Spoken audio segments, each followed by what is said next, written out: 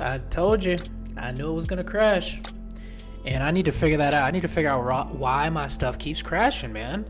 I don't know why it keeps crashing. And I'm gonna have to figure out why. It's really annoying. So here's part 2 of day 4. So now it's not gonna crash anymore. Now everything's good. It's not gonna crash anymore. I don't know. Maybe I should just like turn off my computer? I don't know. I don't know what to do about it.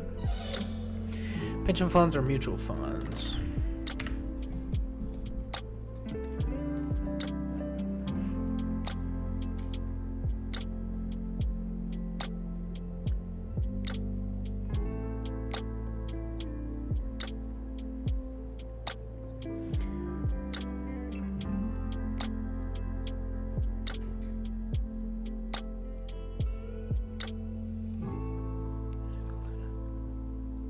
The mortgage-backed securities are also called pass-throughs. Till the last decade, the vast majority of securitized mortgages were held or guaranteed by Freddie Mac or Fannie Mae. These were low-risk conforming mortgages, meaning that eligible loans for agency securitizations couldn't be too big. The homeowners had to meet underwriting criteria establishing their ability to repay the loan. For example, the ratio of loan amount to house value could be no more than 80%. But securitization gave rise to a new market niche for mortgage lenders, the originate to distribute versus originate to hold business model.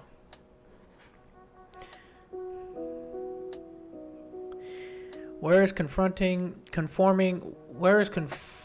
loans were pooled almost entirely through Freddie Mac and Fannie Mae, once the securitization model took hold, it created an opening for a new product, securitizations by private firms of non-conforming subprime loans with a higher default risk. This is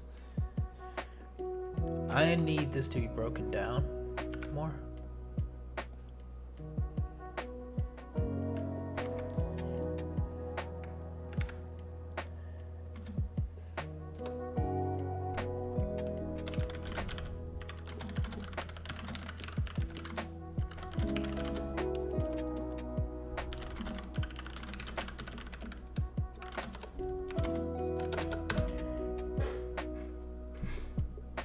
It's kind of hard to kind of grasp. I just want to know. What I'm not understanding is how did securitization give rise to a new market? I guess is my question. So before the change, traditional model, Freddie Mae and Freddie Mac dominated the mortgage securitization market. They handled low risk confronting mortgages, loan limits. The mortgages couldn't exceed a certain size, right? Underwriting criteria. They had to meet specific criteria. Right, gotcha. And borrowers typically needed at least 20% equity in their home, meaning the loan amount couldn't exceed 80% of the property's value. This system ensured relatively low-risk mortgage. Okay, the new model, post-securitization growth. The development of securitization introduced a new business model called originate to distribute. Old model, lenders would originate loans and hold them on their balance sheets, bearing the risk themselves. New model, lenders originated loans with the intention of selling them to investors through securitization.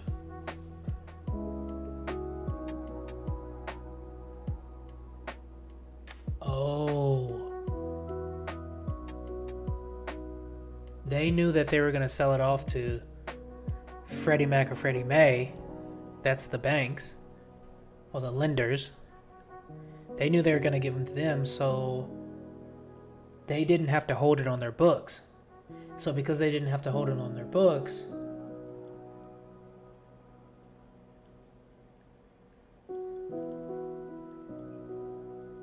impact of the new model. This shift opened the door for private firms to enter the market. These firms began securitization non-conforming loans, often known as subprime mortgages, loans with higher default risk and looser borrower requirements. So the system was safer. The newer system introduced riskier subprime loans into the market.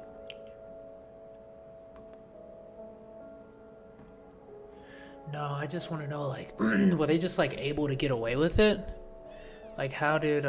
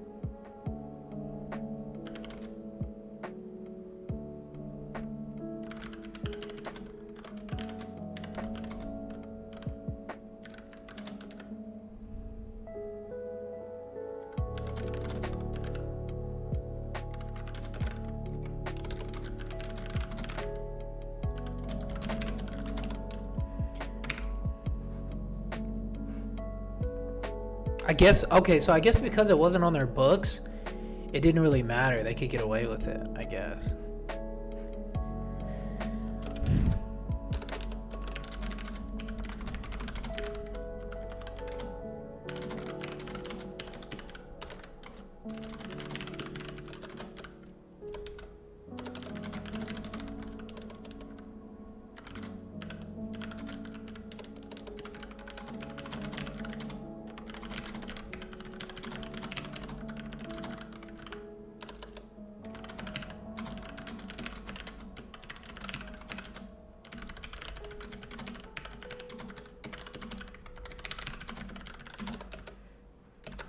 That's my question. My question is, how did subprime mortgages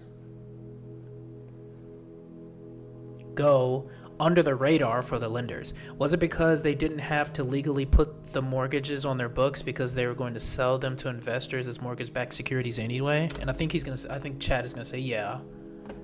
Yes, ChatGPT says exactly. The originate to distribute model played a major role for allowing risky subprime mortgages to go unnoticed, or rather overlooked, by lenders. Here's how it happened. Key factors that allow subprime mortgages to go under the radar: lack of accountability from the originate to distribute model. In the traditional model, lenders original loans and held them on their books, so they had strong incentives to ensure borrowers could repay them. In the new model, lenders originated loans but quickly sold them to the investment bank, which then bundled them in mortgage-backed securities. Since lenders didn't keep the loans, they had less incentive to carefully evaluate borrower risk. Their primary focus shifted to issuing as many loans as possible to collect fees. There it is, right there. There it is, right there. Risk disguised the securitization. Investment banks bundled these mortgages, including risky subprime loans, with safer loans, creating complex securities that mask the true risk. Oh, wow. They bundled them with safer loans. Rating agencies often gave MBS high credit ratings because their risks seemed diversified, even though subprime loans were embedded inside. Wow.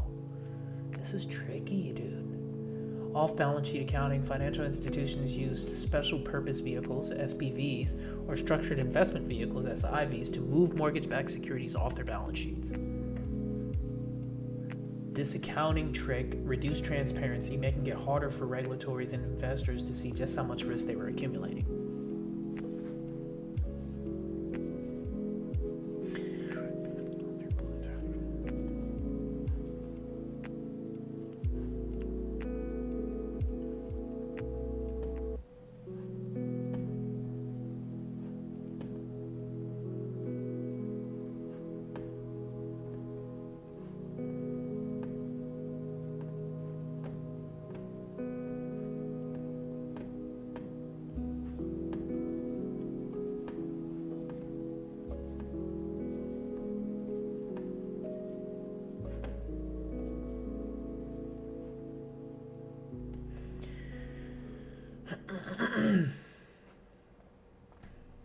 When housing prices began to fall, for example, low leverage home loans that measure by loan value ratio rose dramatically in 2006. The majority of subprime borrowers purchased homes by borrowing the entire purchase price of the home. That's crazy.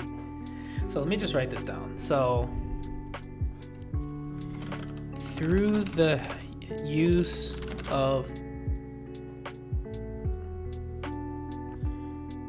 I'm going to say, special purpose vehicles, SPVs,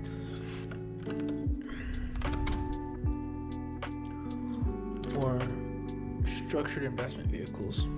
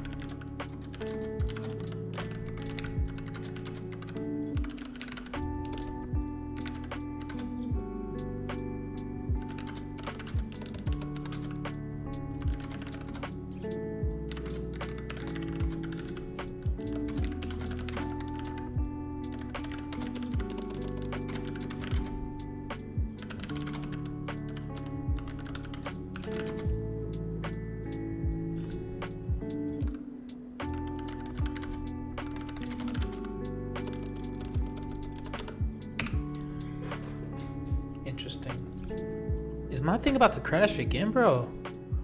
Hold up, bro. I need this thing to chill out, bro. What is up with my computer? I gotta get this stuff fixed, man. I can't keep crashing out, bro. I'm not about to keep crashing out. See, I think my thing's literally about to crash on me again. Hold up.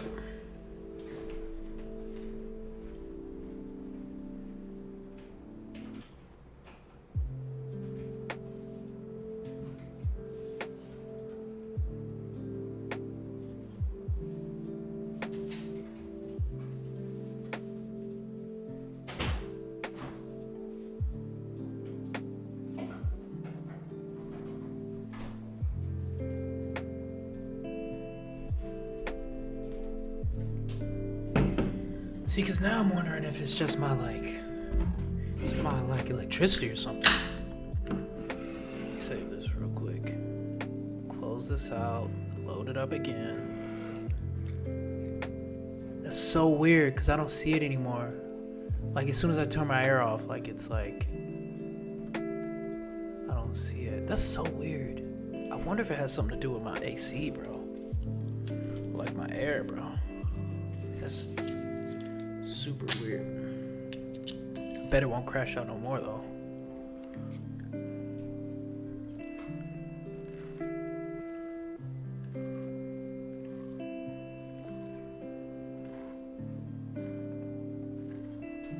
Okay. Okay, we're on. I think it is my air. I think it's my AC, bro. Like my HVAC unit. Like messes with my electricity over here on my computer. That's so weird. Adjustable mortgage rates, loans. Despite the obvious risk, okay, boom, boom, boom. Housing defaults rates began to surge in 2007, as did losses on mortgage-backed securities. The crisis was ready to shift into high gear.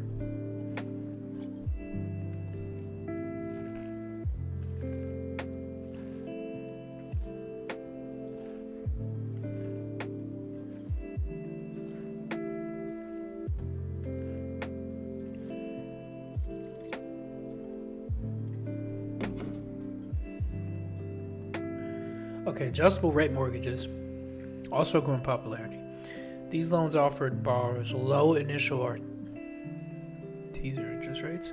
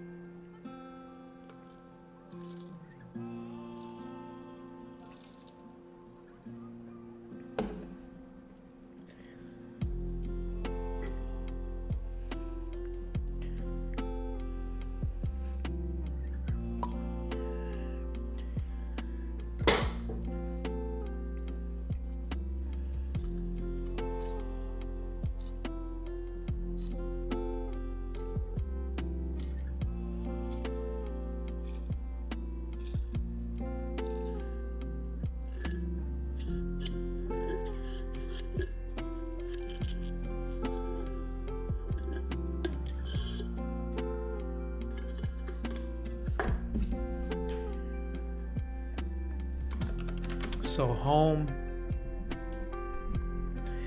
prices peaked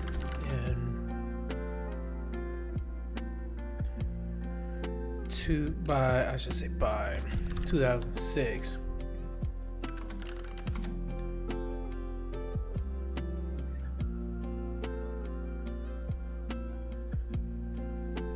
Halted home owners' ability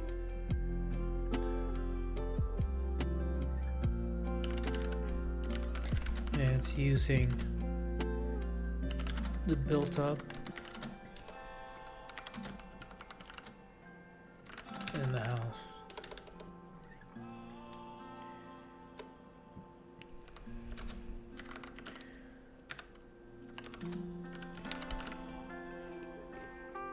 Man, my stuff's still bugging out. That's crazy.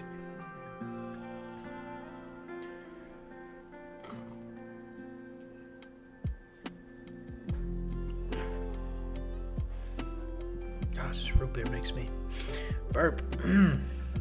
One might ask, okay, mortgage derivatives, here we go. One might ask, who is willing to buy all of these risky subprime mortgages? Well, let's think. You got subprime mortgages. Freddie Mae, Fannie Mac, or I said Fannie Mae and Freddie Mac are selling all these subprime mortgages. Investors are going to buy them. Why would the investors buy them? Why would they buy them?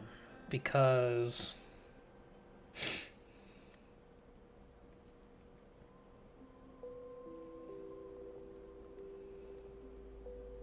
the housing market was always going up,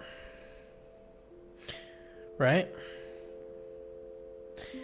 If the housing market was always going up and you could have a lot of mortgages on your books, that means it was a good investment, maybe? One might ask, who was willing to buy all these? Okay, securitization, reconstructing, and credit enhancement provide a big part of the answer. New risk-shifting tools enabled investment banks to carve out okay, this is what those AAA rated securities from original issue junk loans. Collateralized debt obligations, or CDOs, were among the most important and eventually damaging of these innovations. CDOs were designed to concentrate the credit, i.e. default risk, the credit or the default risk of a bundle of loans on a class of investors, leaving the other investors in the pool relatively protected from that risk. Okay, explain CDOs, please. They starting to go a little crazy on me.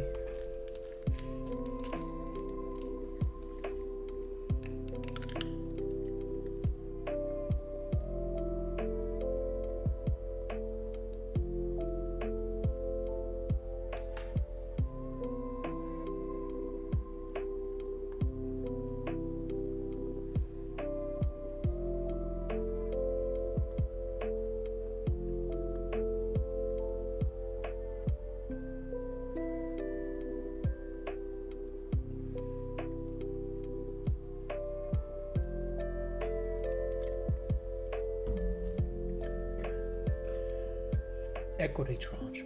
Highest risk but offers the highest potential returns, paid last. Cash flow distribution. As borrowers make payments like mortgage payments, cash flows are distributed top down, meaning senior tranches get paid first. So the safest with the lowest returns paid first.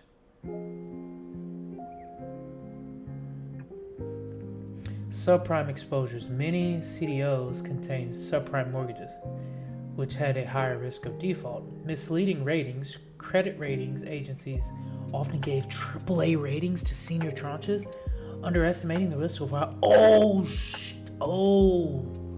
there it is.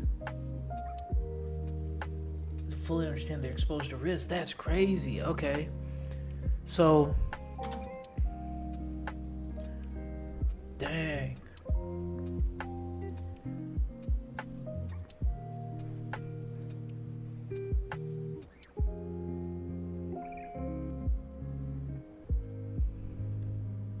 CDOs, collateralized debt obligations.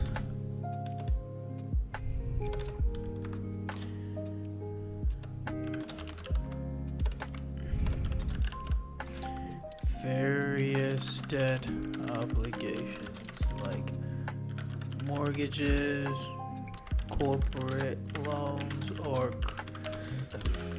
cards bundled into a complex financial product and sold to investors. CDOs have asset poolings based on risk tiers, AAA being senior tier and paid out first. The problem is that MBS products were being graded as AAA. So, prior mentioned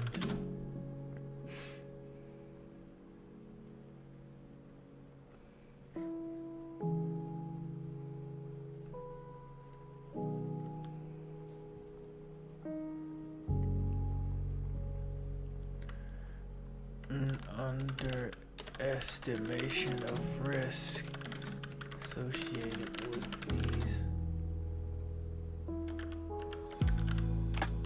defaults. Got you.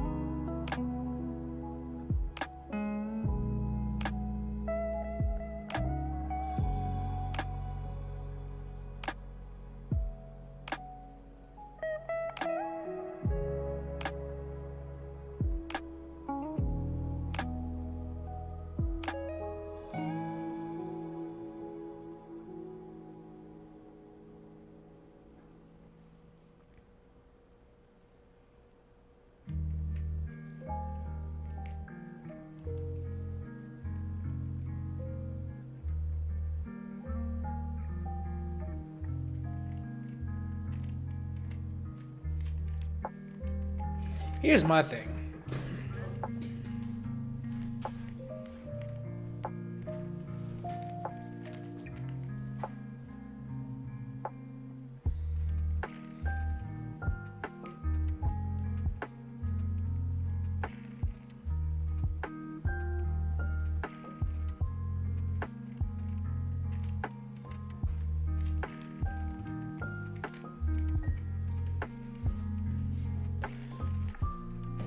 Like, I'm talking to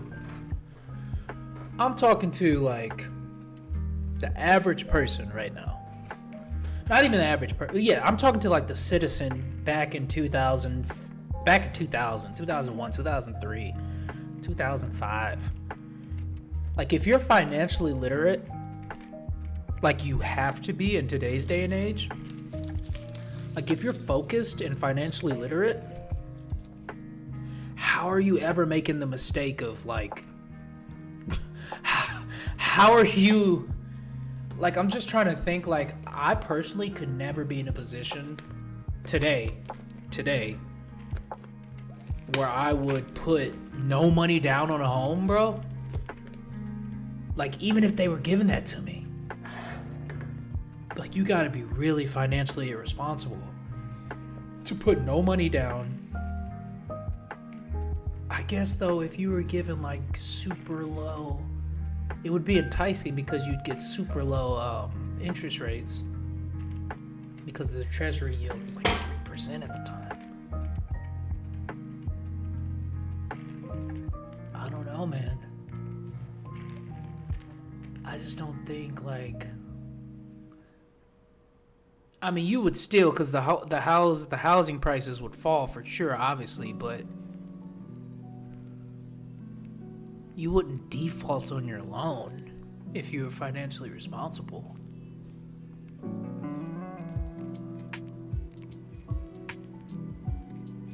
I don't know.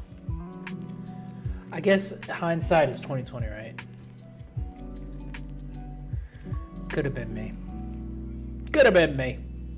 I'm just trying to think, like, in today's day and age where like a home is like super expensive, like what would entice me to do that, right? Like someone giving me a really good loan with a really low interest rate, maybe. Like a bank giving me a good loan with a low interest rate. I don't know. Even then. Anyway, financial agencies became the prominent pair in the ratings were provided. Ratings, okay. Credit default swaps in parallel to the CDO market. What is this? Concept check. When Freddie Mac and Fannie Mae pulled mortgages into securities, they guaranteed the underlying mortgage loans against homeowner defaults. In contrast, there were no guarantees on the mortgages pulled into subprime mortgages-backed securities, so investors would bear the risk. Was either of these arrangements necessarily a better way to manage and allocate default risk?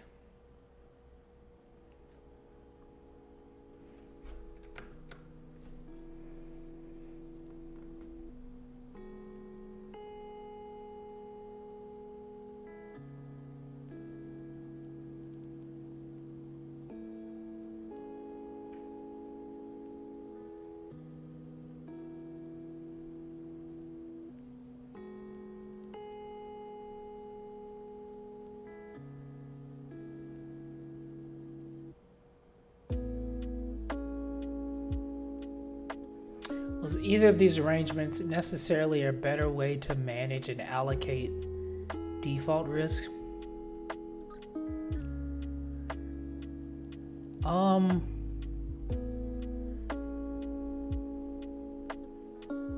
They guaranteed the underlying mortgage loans against homeowner defaults.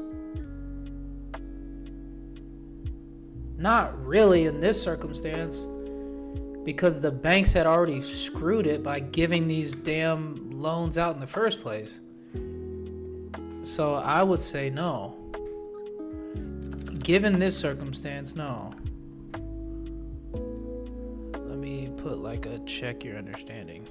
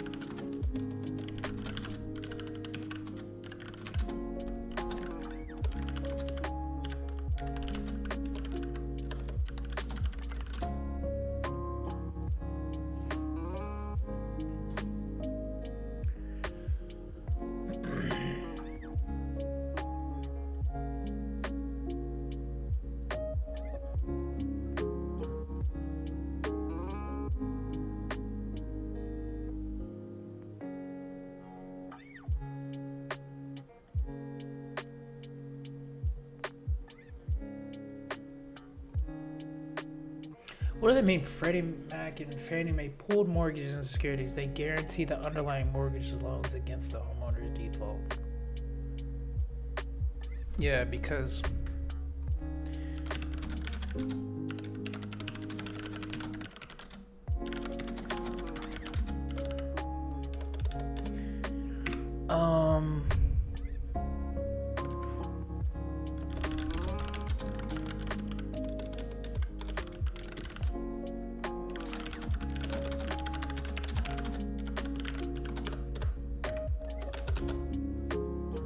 let's see.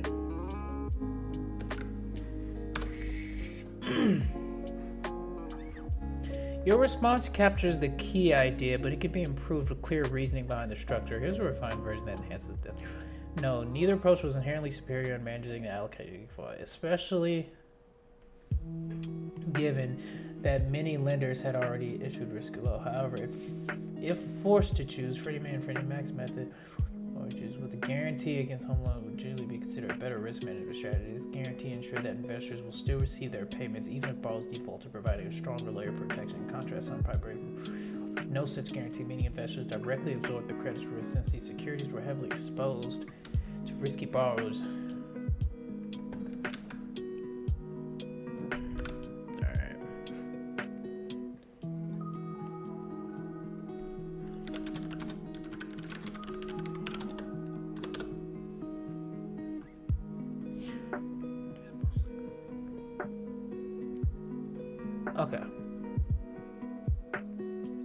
Okay, gotcha. So that was correct.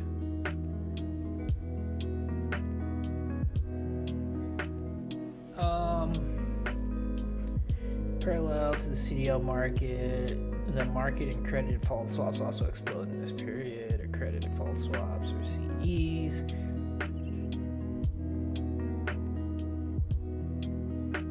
The rise of systematic risk.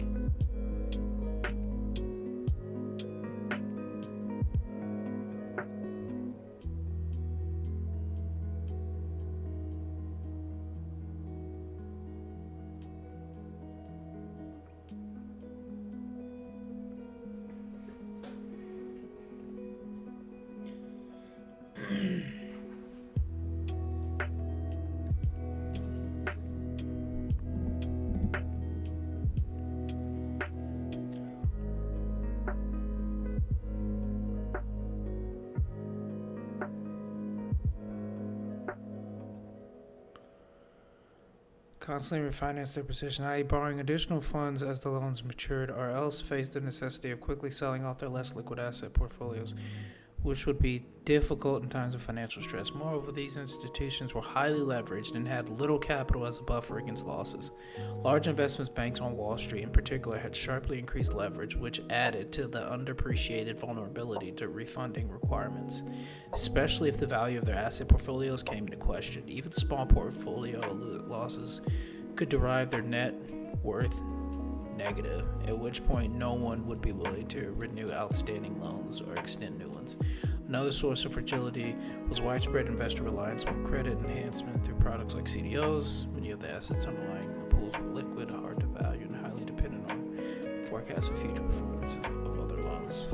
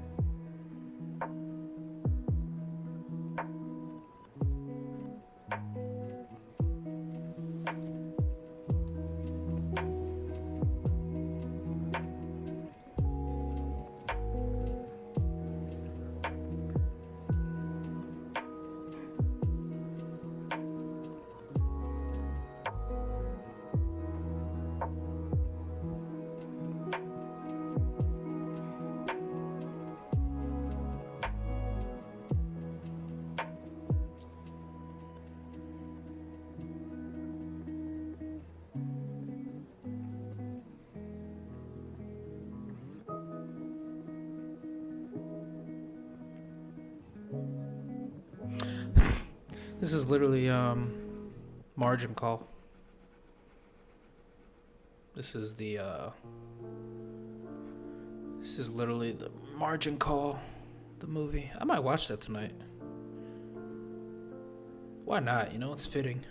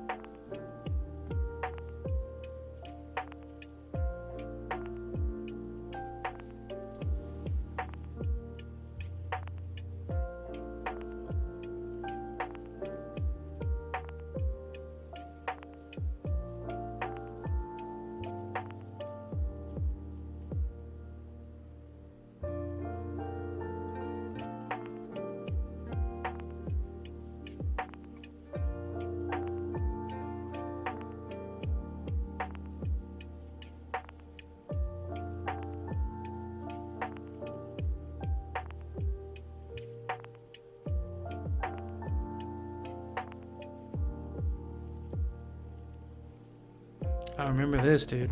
Merrill Lynch was basically fucking.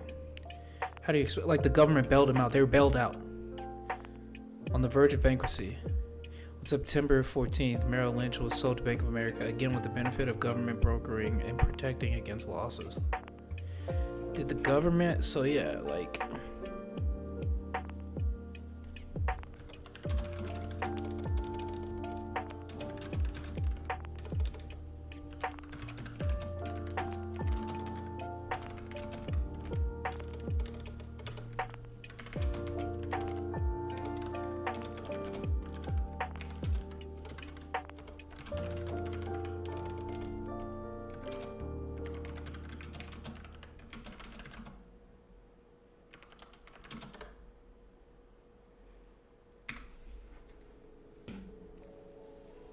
The government is supposed to act with the best interest of its civilians.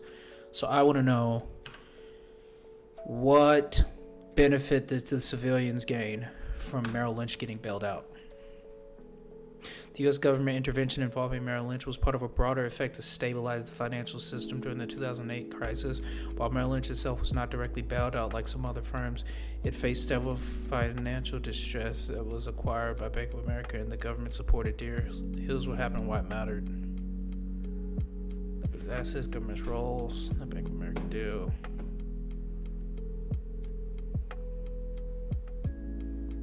Private deal, the government played a critical role behind the scenes, encouraging the acquisition of the later providers with federal aid to Bank of America. The aid was part of a broader troubled asset relief program designed to stabilize financial institutions.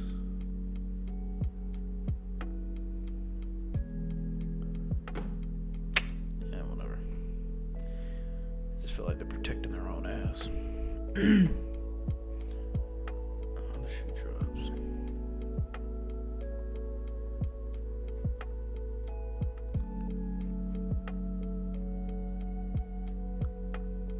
I mean, I guess I take that back. I guess you have to, right? If you're a government, you have to stabilize the financial system in order for things to work, which clearly inherently has a net benefit for its civilians.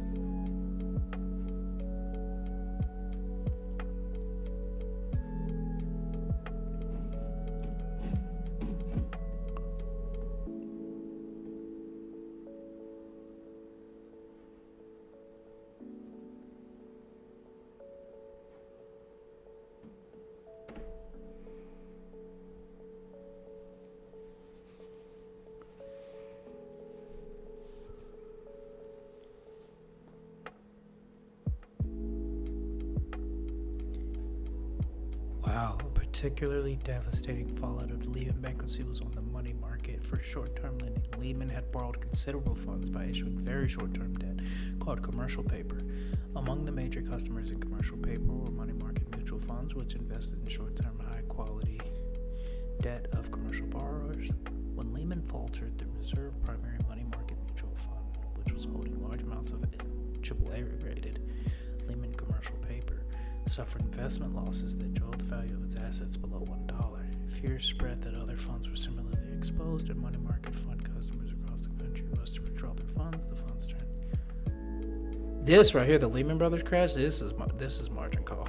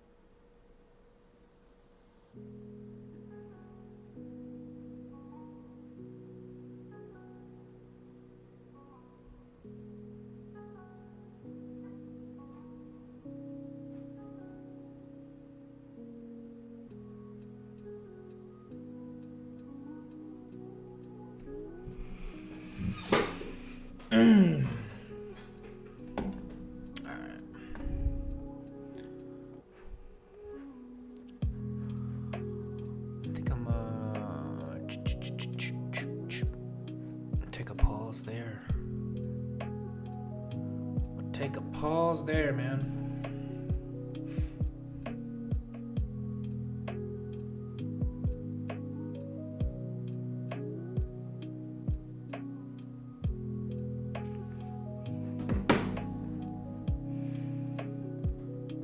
Let's take a look at what's going on in the world.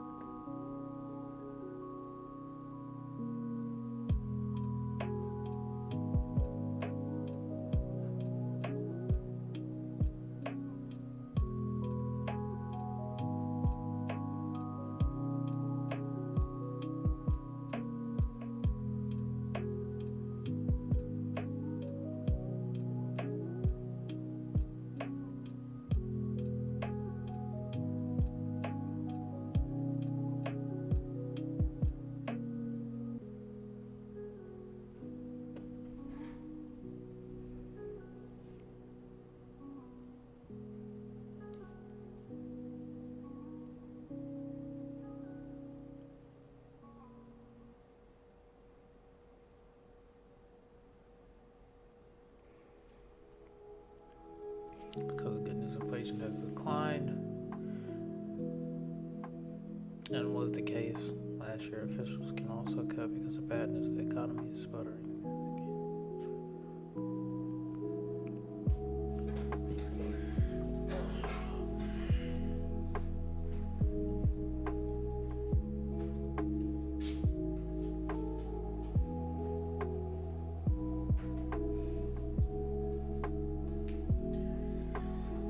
So the decreases economy ability to sell supplies, goods, and services, sending up prices while weakening economic growth, increased duties on imported goods to that territory. Global supply chains, given their haphazardous rollout.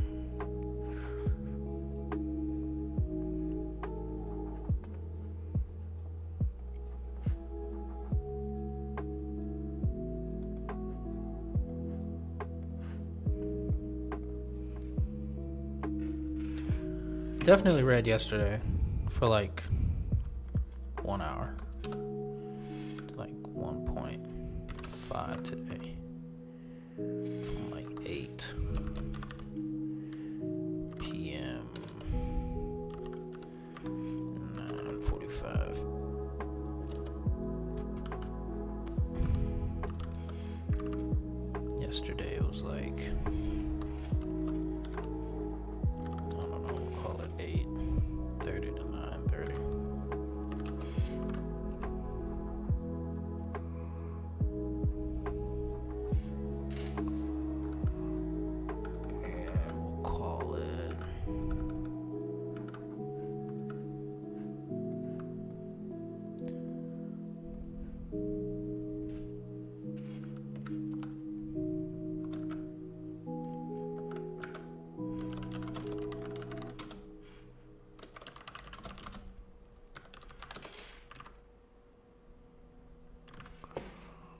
don't even know if it really matters all that much. Page 22.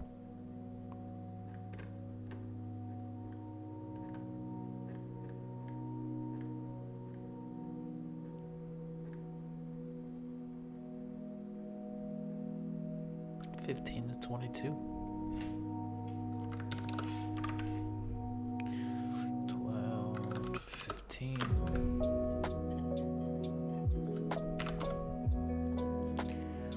0.6, which was the players.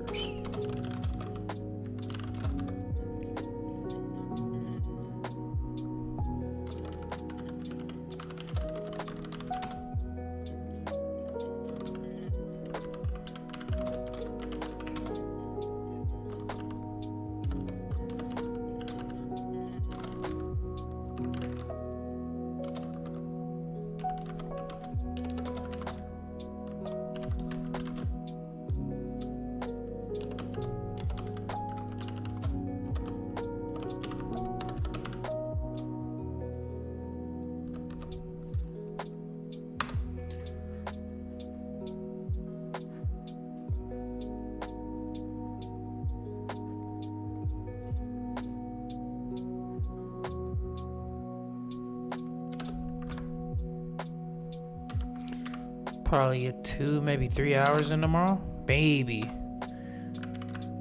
We'll see. Maybe 3 hours. Maybe just 2.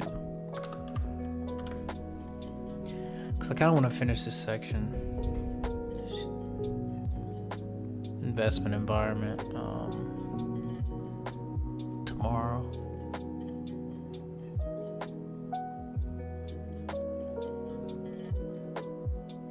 Or I guess chapter 1 I kind of want to finish tomorrow. I definitely won't though, because I got to do problems. I got to do like problem sets. So I need like probably something like that, dude. I'm for sure gonna need like 5 hours probably on Saturday for the problem sets. Because there's tons of problems. Which is dope.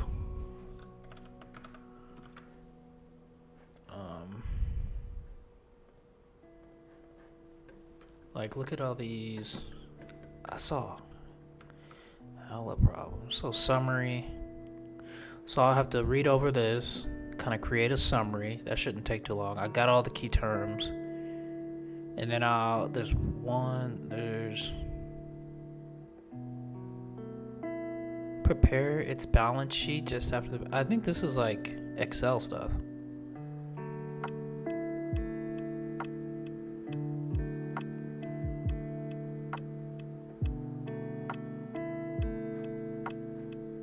Oh, never mind.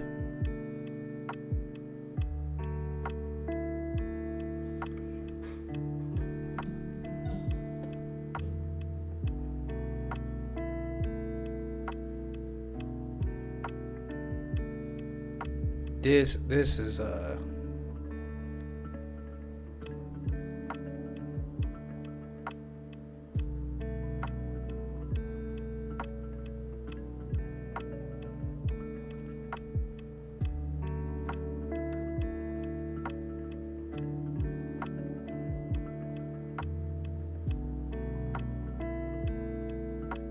okay, I got you. Yeah, so this is probably gonna take me like, I mean, if I really want to do it, it's probably gonna take me like all week, bro. I'm gonna need like,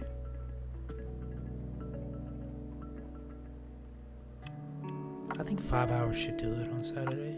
I think. Maybe take these 2 days off. I'll take Thursday off.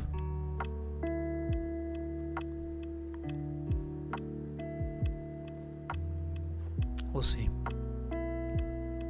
We'll see how it goes.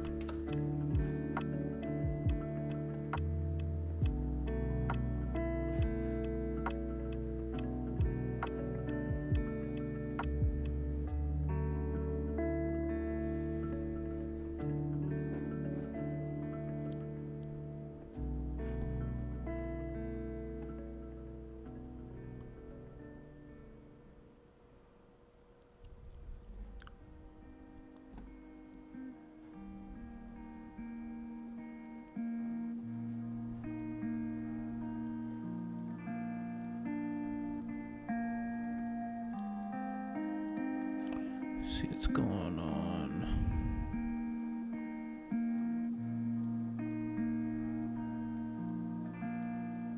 What's Wong talking about?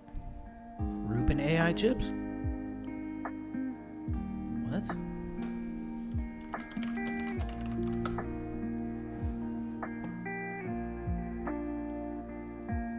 Next level chips.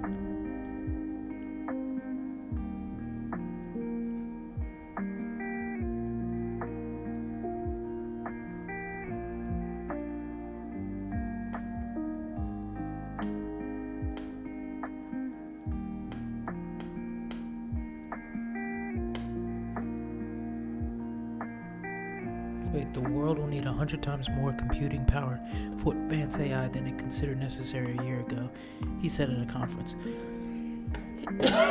That's kind of.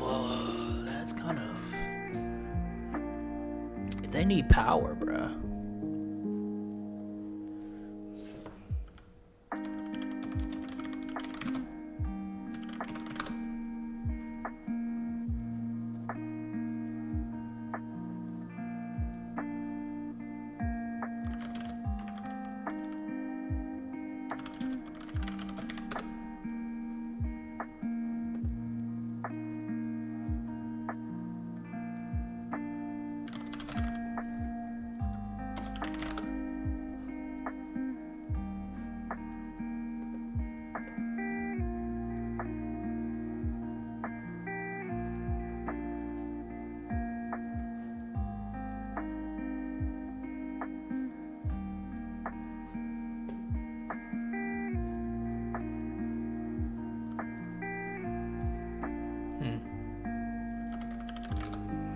Just thinking.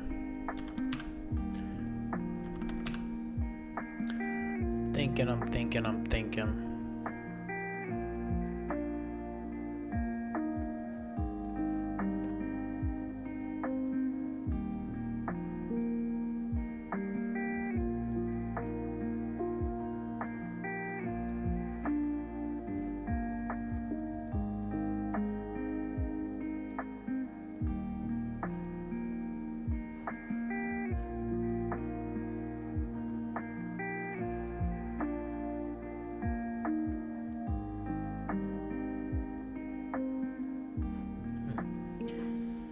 Oh, okay. I'm gonna.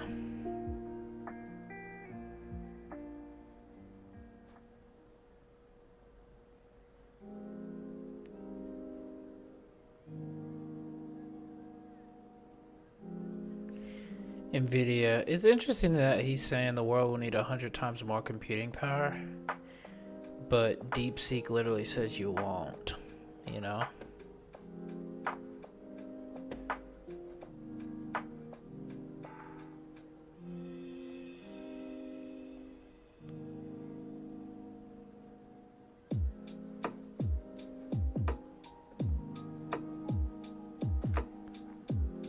Cut down the data processing needed to train models. Using some innovations of its own, right. The process is time consuming and expensive. It takes electricity-hungry computer chips. DeepSeek took another approach.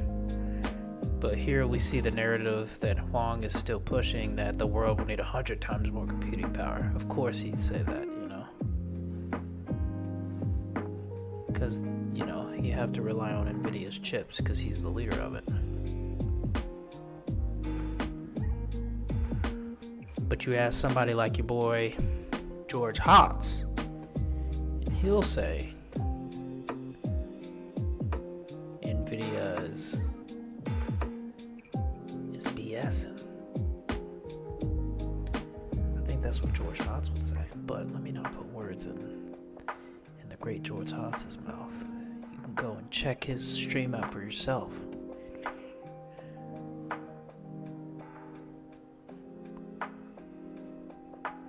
Time has come for robots. I think we're gonna go to Eva later.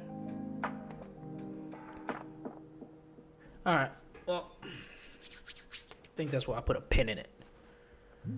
That's why I'm gonna put a pin in it. We'll come back to this tomorrow.